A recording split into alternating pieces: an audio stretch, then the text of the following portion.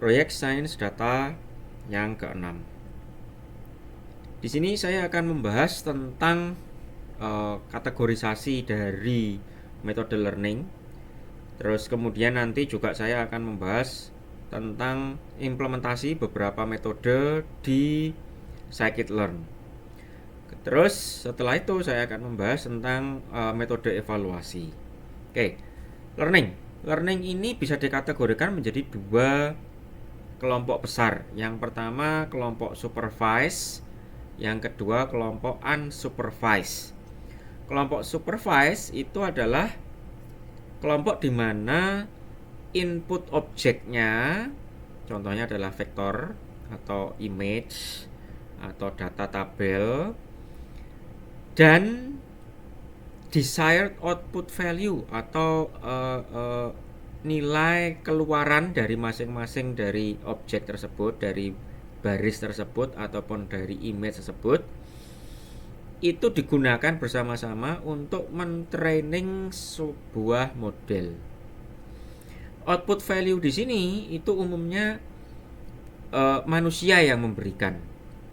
Jadi ada gambar citra gitu, manusianya yang memberikan informasi tambahan. Oh, ini gambar mobil. Oh, ini gambar kucing. Oh, ini gambar rumah misalkan. Jadi diperlukan ada datanya, kemudian ada labelnya atau disebut output value-nya. Supervised di sini dapat dikategorikan lagi menjadi dua bagian besar, yaitu klasifikasi sama regresi. Contoh algoritma klasifikasi itu contohnya adalah decision tree, kemudian KNN,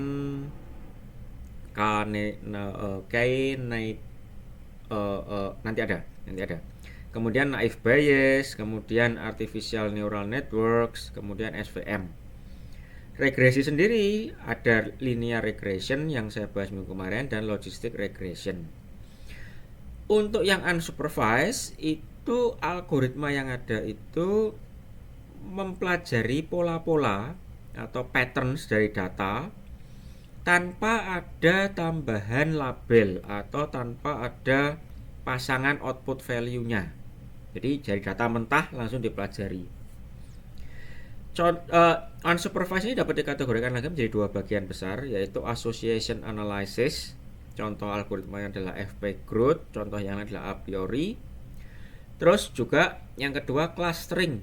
Contoh algoritma adalah K-means, ada lagi hierarchical clustering, ada lagi DB-scan.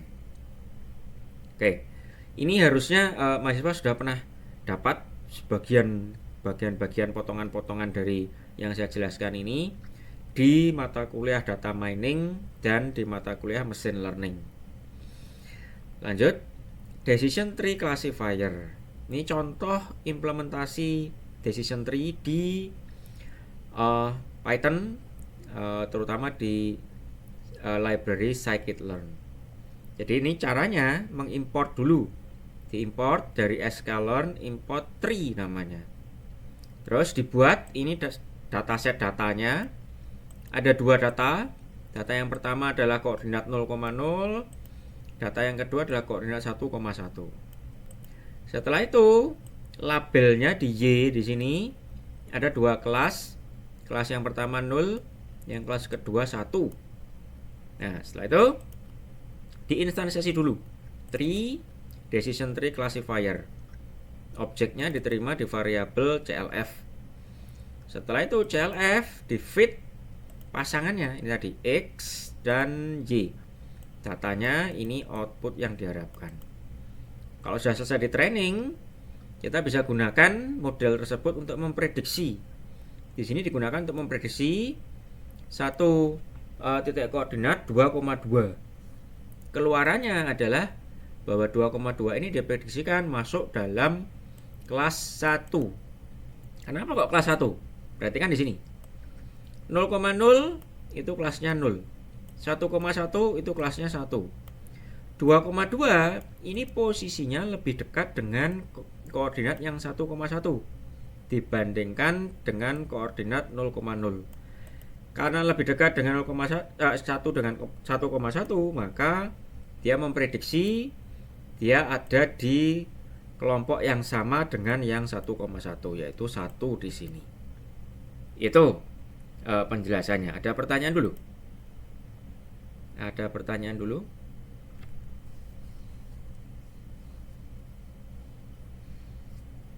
Kalau tidak ada, saya teruskan. Berikutnya ini KNN, K nearest neighbor classifier.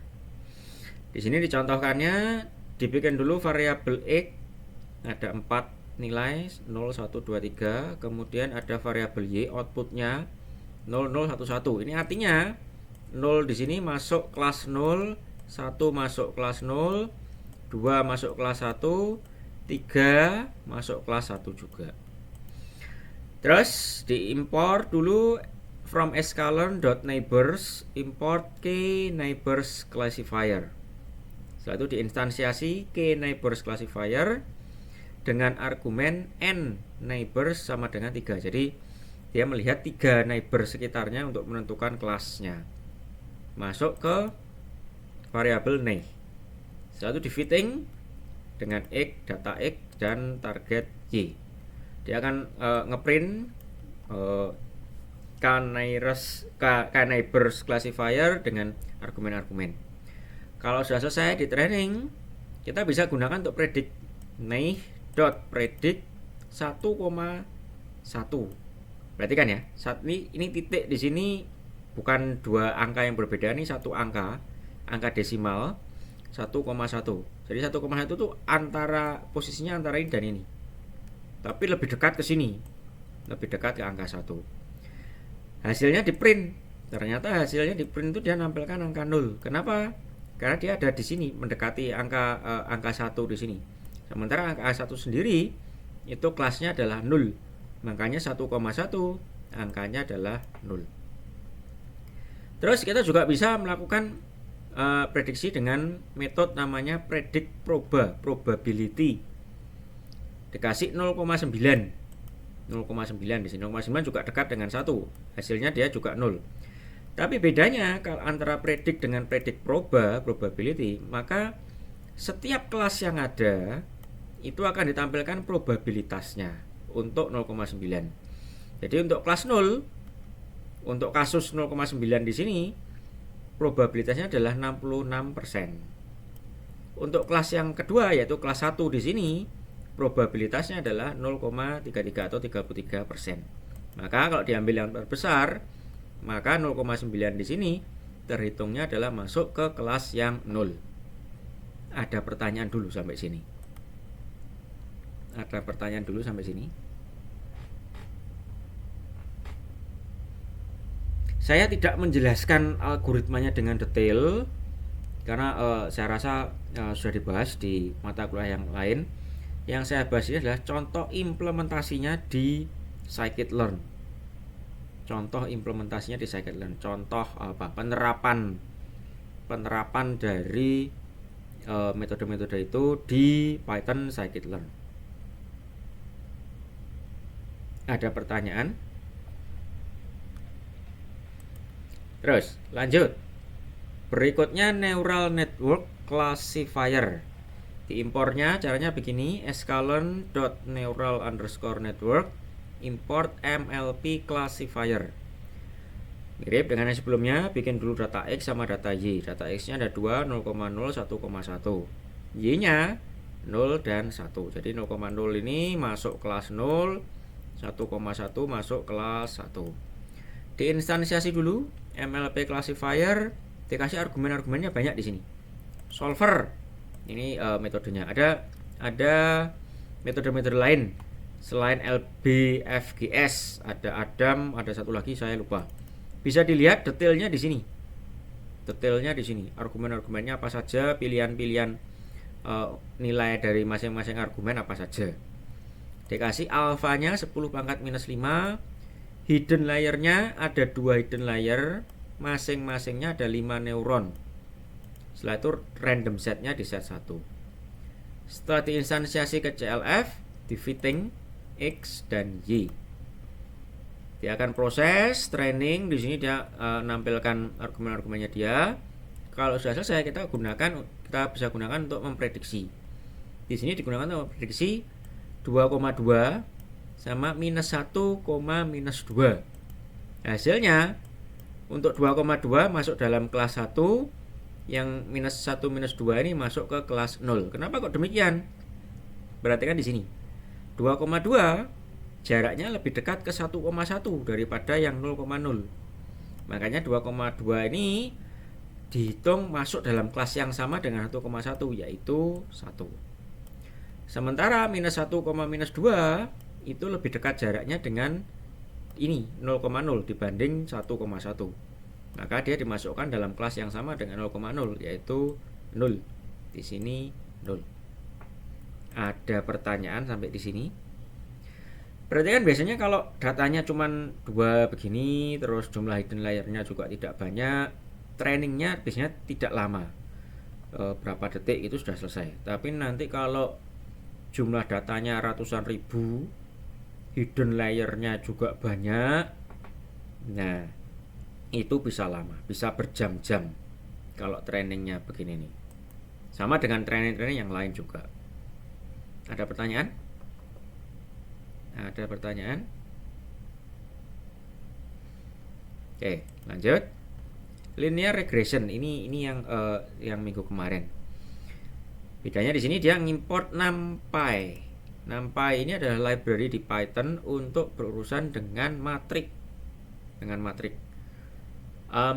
Dia agak berbeda dengan Pandas. Kalau Pandas itu data ukurannya besar, jauh lebih besar dibanding NumPy biasanya. Tapi NumPy di sini itu lebih kompatibel dengan scikit-learn sebenarnya dibandingkan dengan Pandas. Inputannya dari scikit-learn itu biasanya dia lebih ramah terhadap NumPy daripada Pandas. Tapi kalau kemampuan eksplorasi data jumlah besar, jelas Pandas lebih cocok daripada NumPy. Oke, saya teruskan.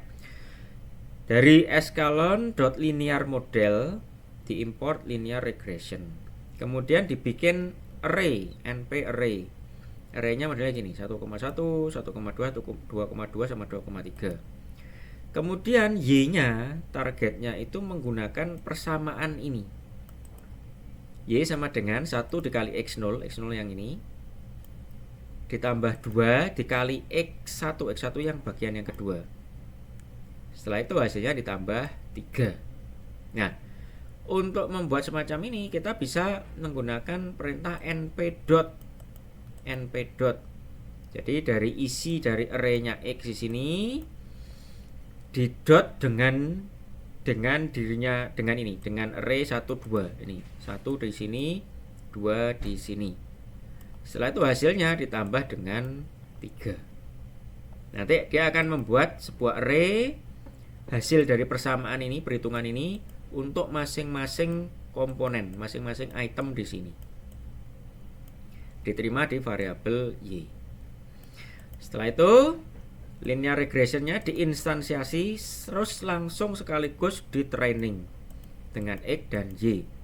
Diterima di variabel rect. Selesai training, kita gunakan untuk memprediksi untuk nilai NPR 3,5. Kalau menurut persamaan ini itu hasilnya 16, maka dia akan nampilkan array 16. Ada pertanyaan dulu sampai sini?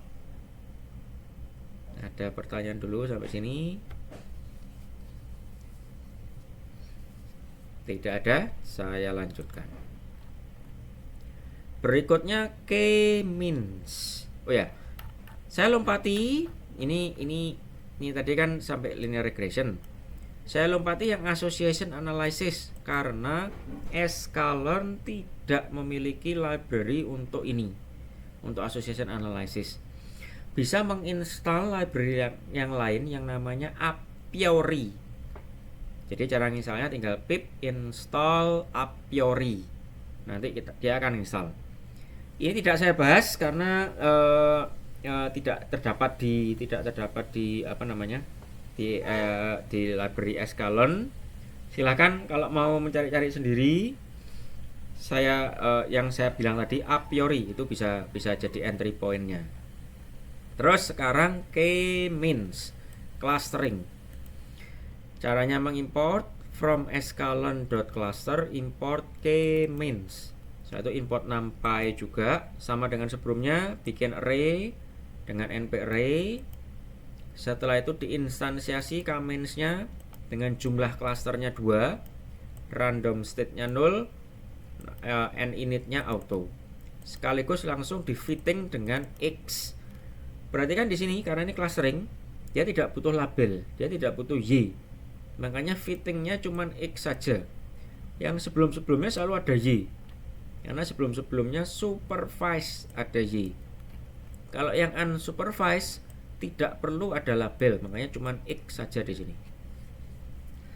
Setelah selesai di training, kita bisa lihat labelnya di sini dengan cara kasih perintah k-means.labels_.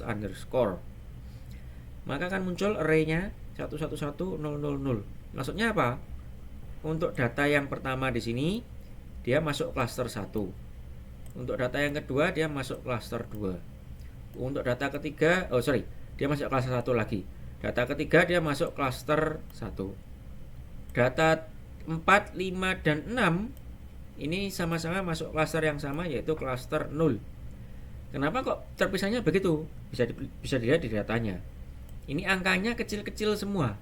1,2, 1,4, 1,0 di grouping. Sementara yang di sini angkanya besar-besar semua. 10,2, 10,4, 10,0. Makanya di grouping tersendiri dalam cluster yang tersendiri, yaitu cluster 0.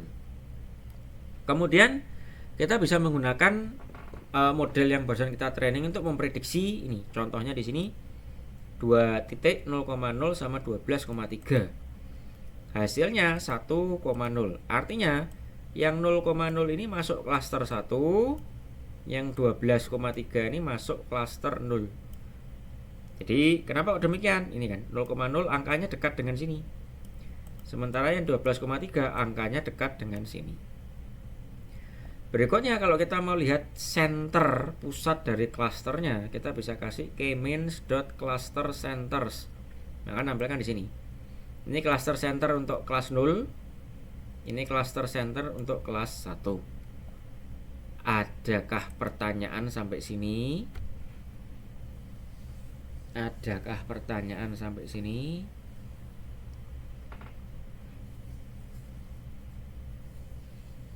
Adakah pertanyaan sampai sini? Belum ada, Pak. Oke. Saya lanjutkan. Berikutnya metode evaluasi. Saya akan membahas dua metode, yaitu confusion matrix sama receiver operator karakteristik atau seringkali disebut ROC. ROC curve. Nah, pertama-tama untuk ngomong tentang confusion matrix perlu pemahaman tentang beberapa istilah. Yang pertama adalah true positive atau TP, seringkali disingkatnya. True positive.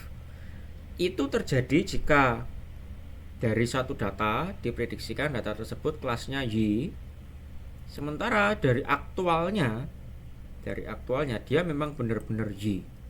Maka yang kondisi yang sama-sama Y di sini disebut true positive.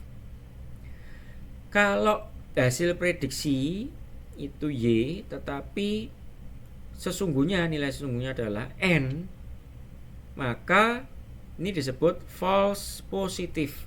Kenapa kok false positive? False karena harusnya N disebut Y.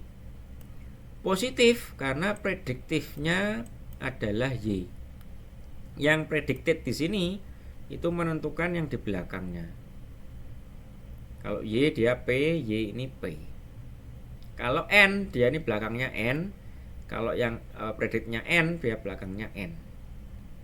Penentuan di sini yang di bagian sini itu menentukan yang di huruf yang pertama, true atau false-nya. Dilihat dari sini, kombinasi sini. Tapi yang jelas yang di sini yang positif itu positif selalu Y. Negatif ini selalu Y dari hasil prediksi. Lanjut yang ketiga. Kalau yang prediksinya adalah N, sementara hasil sesungguhnya itu adalah Y, maka disebut false negatif, karena negatif di sini. Tapi false, karena dia ngomong negatif, tapi sebenarnya positif. Itu false. Yang terakhir, kalau yang diprediksi negatif, tetapi hasil pengamatannya memang benar-benar negatif, disebut true negatif atau TN. Sampai sini dulu. Ini rasanya sudah pernah harusnya mahasiswa sudah pernah menerima pelajaran ini di mata kuliah yang lain. Saya teruskan. Nah, terus confusion matrix itu sebenarnya meletakkan 4 ini dalam format matrix, dalam format tabel. Predicted class di sini dimasukkan YN, actual class dimasukkan YN. Terus masukkan kalau YY TP, YN FN, NY FP, NN TN. Dibentuk dalam format tabel. Nah, implementasinya di Escalon kita bisa mengimpor escalon.matrix, import confusion matrix. Ini yang kelas yang kita import dari escalon.matrix. Contohnya di sini y true-nya, ini contohnya y pred. Jadi ini true, memang true. Ini hasil prediksi, hasil running dari prediksi dari model yang kita training. Setelah itu kita masukkan dalam confusion matrix, masukkan y true, y pred. Setelah itu di ravel. Ravel itu di bandelnya dibuka, listnya dibuka, dipisah-pisah menjadi masuk ke kategorinya masing-masing, TN, FP, FN, TP. Nah, di sini kalau kita mau print, mau lihat, maka akan tampil TN-nya true negatifnya ada 0, true negatif, di mana dua-duanya berpasangan di sini 0 sama 0. Tidak ada di sini pasangannya 0 sama 0. Makanya true negatifnya 0. Terus FP-nya ada 2, false positifnya ada 2. Dia harusnya 0 tapi diprediksi ada 1. Nih harusnya 0, prediksi ada 1. Maka munculnya 2 false positifnya. Kemudian false negatifnya ada 1. Di sini harusnya 1 tetapi diprediksikan 0. Makanya 1. True positifnya ada 1. Nih. Nilai sesungguhnya adalah 1, nilai prediksinya adalah 1. Maka jumlah true positifnya adalah 1. Sampai sini dulu. Ada pertanyaan? Sampai sini dulu ada pertanyaan? Oke. Berikutnya dari penggunaan TP, TN, FN, FP itu bisa digabung-gabung, ada istilah-istilah sendiri, ada istilahnya sendiri. Yang umum sih memang digunakan akurasi, yaitu true positif ditambah true negatif dibagi jumlah total data. Tapi ada juga yang namanya sensitivity, specificity, ada precision, dan ada recall. Ini rumusnya begini. Pada kasus-kasus tertentu digunakan istilah-istilah yang berbeda. Recall, precision itu digunakan di kasus tertentu. Yang namanya akurasi kadangkala tidak terlalu, ya kadang penting tetepan, tetapi dilihat kasus tertentu akan melihat term-term yang lain, istilah-istilah yang lain. Nah, ini sekedar tahu saja, ini begini. Berikutnya ROC curve. ROC curve itu dia membandingkan TP dan FP. TP-nya diletakkan di sumbu Y, FP-nya diletakkan di sumbu X. Ini seingat saya bisa ada perhitungannya juga. Ini ROC itu sebenarnya kalau tidak salah, saya tidak 100% yakin, sensitivity dan specificity kalau tidak salah. Karena rumus-rumusnya ini kalau dibagi hasilnya akan sama, TP dan FP kalau tidak salah. Saya harus cek lagi. Nah, ceritanya kalau ideal, kondisi ideal itu adalah ketika false positifnya itu 0, maka true positifnya tuh harus kesini semua, harus naik terus tanpa ada false positif yang terdeteksi sampai ketemu di 1. Jadi ketika false positifnya 0%, true positifnya itu 1. Setelah 1 baru nanti kalau false positifnya bertambah ke sini, maka true positifnya tetap harus 1 begini. Jadi nilai idealnya dari ROC curve itu adalah membentuk siku, naik ke atas, mentok 1, setelah itu belok kanan. Nah, biasanya dari model-model yang tertrain, kita training model dengan jumlah data yang banyak, itu biasanya tidak akan bisa mencapai kondisi ideal. Biasanya sepanjang yang saya pernah lihat, saya tidak pernah menemukan ada model yang persis ideal begini. Kalau datanya sudah sangat banyak, ratusan ribu gitu, saya tidak pernah menemukan. Nah, yang umum itu kadang begini polanya naik terus nanti belok, ada belok terus naik lagi, belok. Atau kalau jumlah datanya banyak, dia akan cenderungnya membentuk kurva begini, kurva garis lengkung.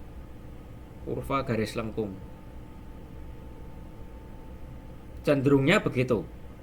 Nah, kalau kurva garis lengkung, tentu yang paling baik kurva lengkungnya yang ke atas begini, terus baru belok di sini, yang paling baik. Dibandingkan kalau garis lengkungnya cuma segini. Kenapa Pak kok begitu Pak? Kalau melengkungnya sedikit kok dikatakan buruk, itu kenapa? Nih, karena kalau garis diagonal di sini itu adalah garis yang didapatkan dari random, proses random. Jadi misalkan kalau ada data kita mau klasifikasi gitu ya, misalkan ya, data ini masuk kelas yang mana? Pilihannya kelas 1 atau kelas 2, kelas 0 atau kelas 1 gitu ya. Dia random itu dia menebak secara random. Oh, ini kelas 0, oh ini kelas 1, kelas 0 lagi, kelas 0 lagi, kelas 1, kelas 0, kelas 1, kelas 1 dan seterusnya. Random. Nah, kalau random, probabilitas jawabannya betul itu adalah setengah, 50%. Kalau 50% itu antara TP dan FP, nanti kurvanya akan garis gini, garis diagonal.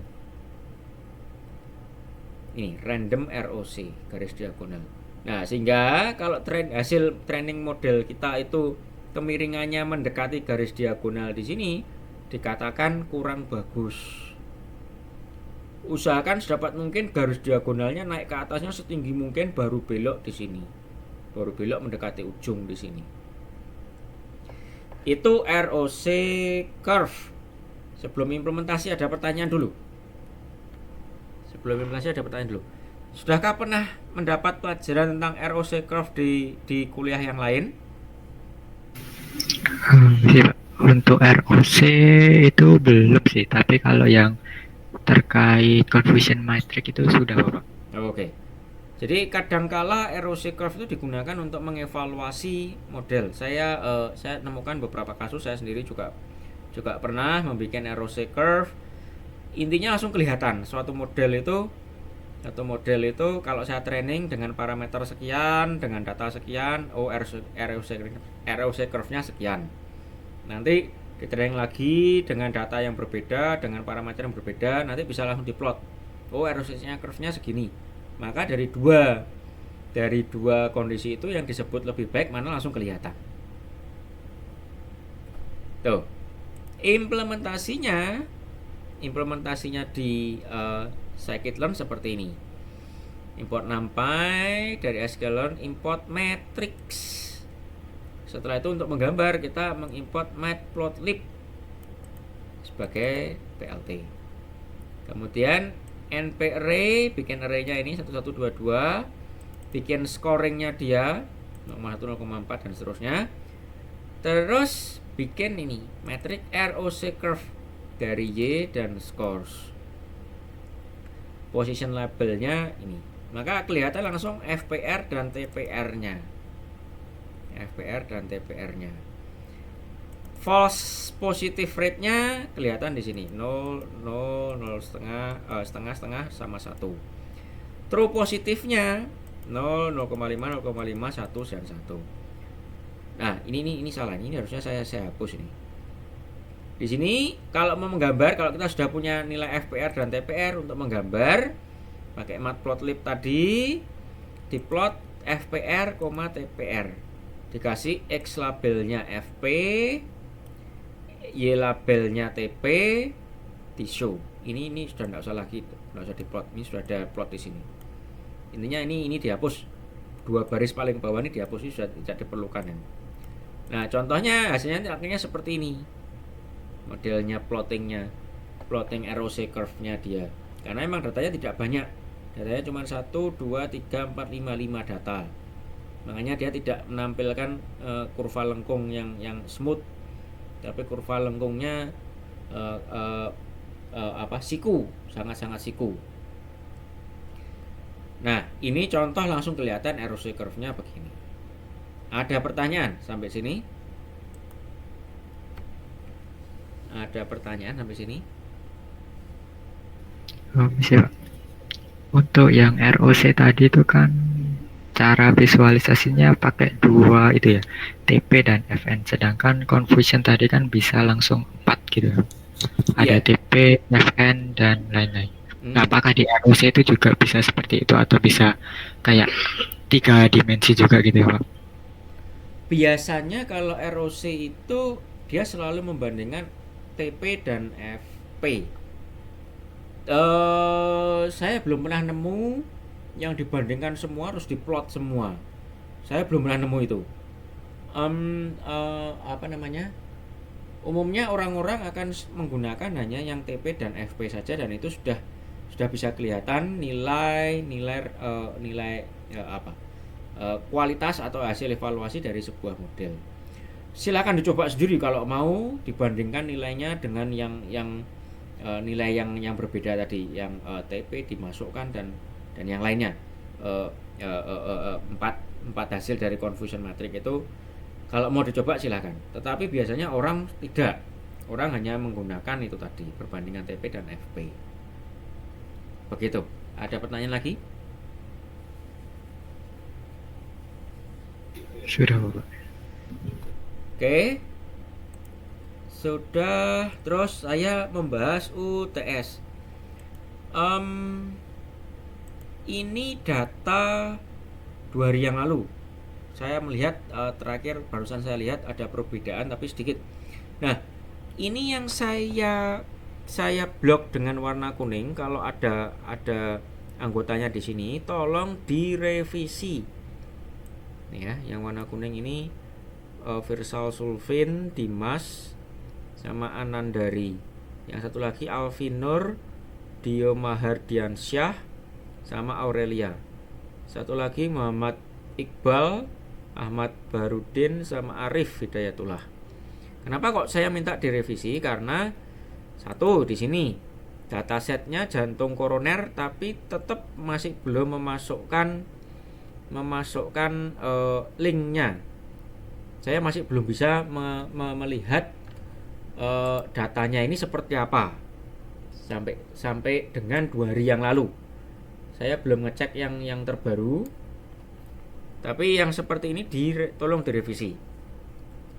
Sama juga dengan yang ini, kardiovaskular CSV, ini juga belum ada link, sehingga saya kesulitan untuk melihat apakah datanya sudah oke atau belum.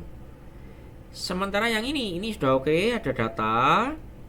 Cuman di sini kurang jelas topik proyeknya mau ngapain dengan data tersebut. 3 ini kalau ada sekarang, tolong direvisi ininya, terus submit ulang di Google Form terkait usulan topik. Setelah itu, saya juga sudah memposting di sini link pengumpulan draft proposal. Deadline-nya adalah hari Jumat tanggal 29, jamnya jam 17 WIB atau 5 sore. Ingat, proposalnya tidak perlu komplit. Ini yang saya minta hanyalah draft. Jadi saya ulang penjelasan saya sebelumnya. Buka Google Doc atau Microsoft Word, terus setelah itu di sharing. di-sharing ke anggota kelompok, terus bagi-bagi tugas. Yang anggota kelompok pertama nulis tentang ini, anggota kelompok kedua nulis tentang ini, anggota kelompok ketiga nulis tentang misalkan target atau goalnya. Terus anggota kelompok yang terakhir ngomong tentang pre-processing. Rasanya kalau caranya dikeroyok seperti itu, setengah jam atau 1 jam sudah selesai. Terus langsung bisa di-submit di link Google Form yang saya kasih, yang sudah saya posting. Sampai sini ada pertanyaan? Tidak ada Bapak. Untuk yang revisi tadi itu dari kelas lain Bapak, bukan yang kelas ini Bapak. Oke. Kalau kelas ini ada yang belum mensubmit, belum punya kelompok dan belum mensubmit data kelompoknya, tolong segera disubmit.